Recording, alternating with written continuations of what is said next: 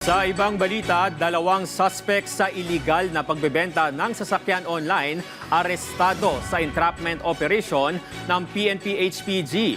Ang isang ibinebenta ng mga ito pagmamay-ari ng isang dating nagtatrabaho sa Pogo at money laundering. Si Ryan Lesigues sa sentro ng balita. Hindi ko rin po talaga alam din po. Tapos sabi lang daw po, bibigyan daw po ako kahit daw po ng pera para din po sa pampa-opera po ng papa ko. Daw po, minsan 16 daw po.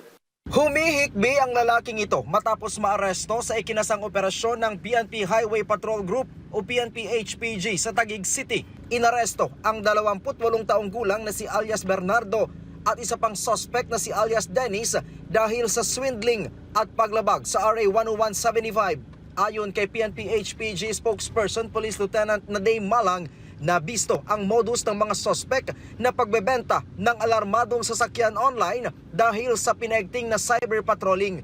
Lumalabas sa inisyal na investigasyon na dating nagtratrabaho sa Pogo ang may-ari ng sasakyan at may kinakaharap na kasong money laundering. Based doon sa ating backtracking na talagang nakasama siya doon sa money laundering case. Dapat po, kasi po ito po ay nahabol na po ng ating pong mga ahensya ng pamahalaan dahil ito po ay magsisilbi pong mga ebidensya sa kanila pong mga kinakarap po na kaso. Ibinibenta ang sasakyan sa halagang 1.2 million pesos na mas mababa kumpara sa orihinal na presyo nito. Matapos makumpirma ang iligal na transaksyon, agad ikinasa ang entrapment operation.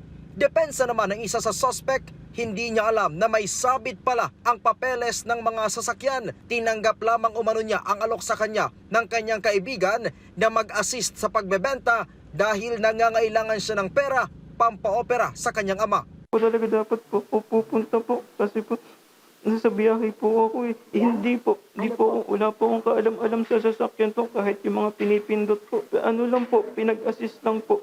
Habang ang isa namang suspect ay aminadong kaibigan ang may-ari ng sasakyan na nagtatago na sa ibang bansa.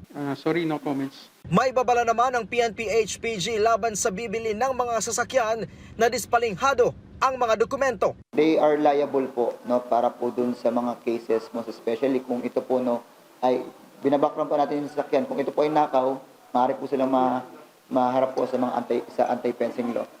And sa isang banda, kung ano man din pa yung mga cases na patungkol po doon sa kinaharap po or money laundering na kinaharap po nung ito pong ganito pong mga tao, ay yun din po ang maaari maharap po nilang kaso. Inihahanda na ang kasong isasampa laban sa mga suspect habang nasa kustudiya na ng PNP-HPG ang sasakyan na ibinibenta. Ryan Lesigues para sa Pambansang TV sa Bagong Pilipinas.